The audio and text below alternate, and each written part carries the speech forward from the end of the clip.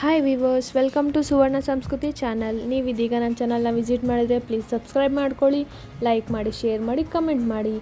ನಾವಿದೀಗ ಮಾಡ್ತಾ ಇರೋದು ಪನ್ನೀರ್ ವೆಜ್ ಬಿರಿಯಾನಿ. ಇದು ತುಂಬಾ ಚೆನ್ನಾಗಿ ಬಂದಿದೆ. ನಮ್ಮ ಮನೇಲಂತೂ ತುಂಬಾ ಇಷ್ಟಪಟ್ಟು ತಿಂದರು.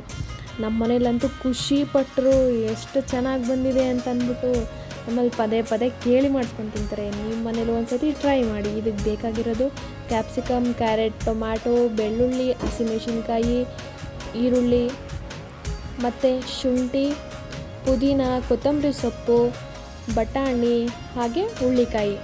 ಹಾಗೆ ಮೇಯ್ನ್ ಬೇಕಾಗಿರೋದೇ ಪನ್ನೀರ್ ನಾನು 1 ಕಪ್ ತೊಗೊಂಡಿದ್ದೀನಿ. ನೋಡ್ಕೊಳ್ಳಿ. ನಿಮಗೆ ವೆಜ್ಜಸ್ ಇನ್ನೂ ಬೇಕು ಅಂದರೆ ಇನ್ನೂ ಆಲೂಗಡ್ಡೆ ಆ ಥರ ಆ್ಯಡ್ ಮಾಡ್ಕೋಬೋದು. ನಾನು ಹಾಗೆ ಕೊಬ್ಬರಿ ಮತ್ತು ಸೋಂಪು 1 ಸ್ಪೂನ್, ಹಾಗೆ ಚಕ್ಕೆ 1-2 ಹಾಕ್ಕೊತಾ ಇದ್ದೀನಿ. ಹಾಗೆ ಲವಂಗ 4, ಒಂದು 10ರಿಂದ 12 ಕಾಳುಮೆಣಸು ಸಹ ನಾನು ಆ್ಯಡ್ ಮಾಡ್ಕೊತಾ ಇದ್ದೀನಿ. ನೋಡಿ, ಇದು ಸ್ಪೈಸಸ್ ಎಲ್ಲ ಇದಕ್ಕೆ ಆ್ಯಡ್ ಮಾಡ್ಕೊಳೋದ್ರಿಂದ ನಾವು ಸ್ವಲ್ಪ ಕಡಿಮೆ ಆಗ್ತಾಯಿದೆ ಸ್ಪೈಸಸ್ನ.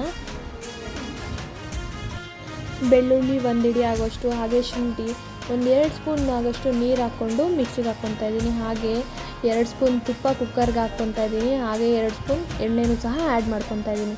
ನೀಟಾಗಿ ಕಾದ್ಮೇಲೆ ಪನ್ನೀರನ್ನ ನೀಟಾಗಿ ಫ್ರೈ ಮಾಡ್ಕೊತಾ ಇದ್ದೀನಿ. ನೋಡಿ, ಹೀಗೆ ನೀಟಾಗಿ ಫ್ರೈ ಆಗಬೇಕು. ನೀವು ಇದು ಬೇಡ ಅಂದರೆ, ಕುಕ್ಕರಲ್ಲೇ ಬೇಡ ಅಂದರೆ ಸೈಡಲ್ಲಿ ಪ್ಯಾನಲ್ಲೂ ಸಹ ನೀವು ಫ್ರೈ ಮಾಡ್ಕೊಬೋದು. ಪ್ಯಾನಲ್ಲೂ ಸಹ ನೀಟಾಗಿ ಫ್ರೈ ಆಗುತ್ತೆ. ನಮಗೆ ಎಣ್ಣೆ ವೇಸ್ಟ್ ಆಗಬಾರ್ದು, ಎಣ್ಣೆ ಜಾಸ್ತಿ ಯೂಸ್ ಮಾಡಬಾರ್ದು ಅಂತಂದ್ಬಿಟ್ಟು ಕುಕ್ಕರಲ್ಲೇ ಮಾಡ್ಕೊತಾ ಇದ್ದೀವಿ. ನೋಡಿ, ನೀಟಾಗಿ ಫ್ರೈ ಆಗಬೇಕು ಅದು. ಅದಾದಮೇಲೆ ನಾವು ಸೈಡ್ಗೆ ಎತ್ತಿಟ್ಕೊಂಡು ಇವಾಗ ಸೋಂಪು 1 ಸ್ಪೂನ್, ಪಲಾವ್ ಎಲೆ ನಾನು 2 ಹಾಕ್ಕೊತಾ ಇದ್ದೀನಿ. ನೋಡಿ, ಹಾಗೆ ಪಲಾವ್ದು ಸಾಮಾನು ಏನೇನು ಬರುತ್ತೆ, ಕಲ್ಲು ಹೂವು, ನಕ್ಷತ್ರ ಮತ್ತು ಆ ಥರದ್ದೆಲ್ಲ ಹಾಕ್ಕೊತಾ ಇದ್ದೀನಿ. ನೋಡಿ, ಲವಂಗನೂ ನಾನು 2 ಅಷ್ಟೇ ಹಾಕ್ಕೊಂಡಿದ್ದು. ಹಾಗೆ ಹಸಿಮೆಣ್ಸಿನ್ಕಾಯಿನೂ ನಾನು ಹಾಕ್ಕೊಂಡು ಫ್ರೈ ಮಾಡ್ಕೊತಾ ಇದ್ದೀನಿ.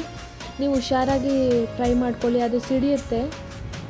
ನೀಟಾಗಿ ಫ್ರೈ ಆಗಿದ್ದಾದಮೇಲೆ ನಾನು ಈರುಳ್ಳಿ ಆ್ಯಡ್ ಮಾಡಿಕೊಂಡು ನೀಟಾಗಿ ಫ್ರೈ ಮಾಡ್ಕೊತಾ ಇದ್ದೀನಿ. ನೋಡಿ, ಈರುಳ್ಳಿ ಗೋಲ್ಡನ್ ಬ್ರೌನ್ ಕಲರ್ ಬರಬೇಕು, ಆಗ ರುಚಿ ತುಂಬಾ ಚೆನ್ನಾಗಿ ಬರುತ್ತೆ. ನೋಡಿ, ನೀಟಾಗಿ ಫ್ರೈ ಮಾಡ್ಕೋಬೇಕು. ನೀವು ಉದ್ದುದ್ದಾಗಿ ತೆಳ್ಳಕ್ಕೆ ಹಚ್ಕೊಂಡ್ರೆ ಬೇಗ ಫ್ರೈ ಆಗುತ್ತೆ. ಹಾಗೆ ನಾನು ಟೊಮ್ಯಾಟೋನೂ ಸಹ ಆ್ಯಡ್ ಮಾಡ್ಕೊತಾ ಇದ್ದೀನಿ. ನೋಡಿ, ಅದು ಗೋಡಂಬಿ ಹಾಕ್ಕೊಳ್ಳಿ, ಚೆನ್ನಾಗಿ ಟೇಸ್ಟ್ ಬರುತ್ತೆ.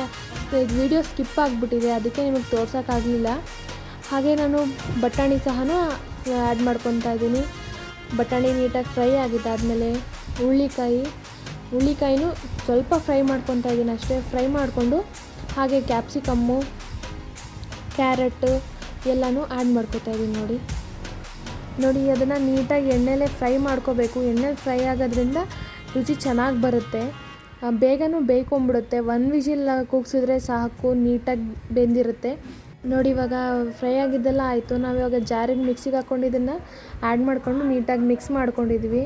ಇದು ಮಿಕ್ಸ್ ನೀಟಾಗಿ ನೀರಾಗ್ದಿರ ನೀಟಾಗಿ ಮಿಕ್ಸ್ ಮಾಡ್ಕೊಳ್ಳೋದ್ರಿಂದ ಅದು ತರಕಾರಿ ರುಚಿ ಹಿಡಿಯುತ್ತೆ. ಹಾಗೆ ಕೊತ್ತಂಬರಿ ಸೊಪ್ಪು ಮತ್ತು ಪುದೀನ ಸೊಪ್ಪನ್ನು ಸಹ ಆ್ಯಡ್ ಮಾಡಿಕೊಂಡು ನಾನು ಫ್ರೈ ಮಾಡ್ಕೊತಾ ಇದ್ದೀನಿ. ನೋಡ್ಕೊಳ್ಳಿ, ನೀಟಾಗಿ ಫ್ರೈ ಮಾಡೋದ್ರಿಂದ ಟೇಸ್ಟ್ ಚೆನ್ನಾಗಿ ಬರುತ್ತೆ. ಹಾಗೆ ಗರಂ ಮಸಾಲ 1 ಸ್ಪೂನು, ಧನಿಯಾ ಪುಡಿ 1 ಸ್ಪೂನ್ ಹಾಕ್ತಾಯಿದ್ದೀನಿ. ಹಾಗೆ ಸ್ವಲ್ಪ ಫುಡ್ ಕಲರ್ ಆ್ಯಡ್ ಮಾಡ್ತಾಯಿದ್ದೀನಿ, ಕಲರ್ ಚೆನ್ನಾಗಿ ಬರುತ್ತೆ. 1 ಚಿಟಿಕೆ ಆಗೋಷ್ಟು ಆ್ಯಡ್ ಮಾಡಿಕೊಂಡ್ರೆ ಸಾಕು. ನೀವು ಫುಡ್ ಕಲರ್ ಜಾಸ್ತಿ ಯೂಸ್ ಮಾಡಬಾರ್ದು.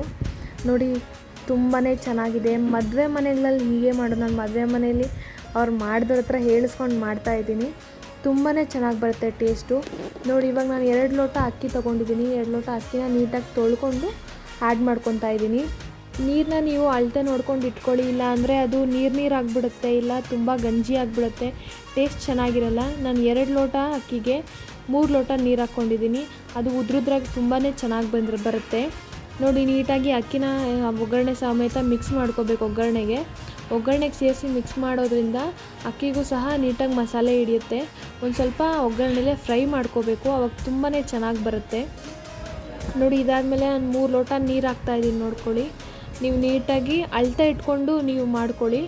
ಬಾಸುಮತಿ ರೈಸ್ಗಾದರೆ 1 ಲೋಟಕ್ಕೆ 1.5 ಲೋಟ ನೀರು ಹಾಕಿದ್ರೆ ಸಾಕು.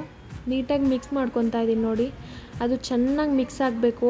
ಚೆನ್ನಾಗಿ ಮಿಕ್ಸ್ ಆದ್ರೇ ಚೆನ್ನಾಗಿ ಮಿಕ್ಸ್ ಆದರೆ ಪಾತ್ರೆಯಲ್ಲಿ ಮಾಡಿರೋ ಥರ ಟೇಸ್ಟ್ ಬರುತ್ತೆ, ನಮಗೆ ತುಂಬಾ ಚೆನ್ನಾಗಿರುತ್ತೆ. ನೋಡಿ, ಇದೆಲ್ಲ ಆದಮೇಲೆ ಇದನ್ನು ಸ್ವಲ್ಪ ಹೊತ್ತು ಕುದಿಯೋದಕ್ಕೆ ಬಿಡಬೇಕು. ನೀಟಾಗಿ ಕುದಿ ಬಂದರೆ ಆವಾಗ ತಳದಲ್ಲಿ ವೈಟ್ ರೈಸು ಮೇಲೆಗಡೆ ಮಸಾಲೆ ಆ ಥರ ಇರಲ್ಲ, ನೀಟಾಗಿ ಮಿಕ್ಸ್ ಆಗುತ್ತೆ.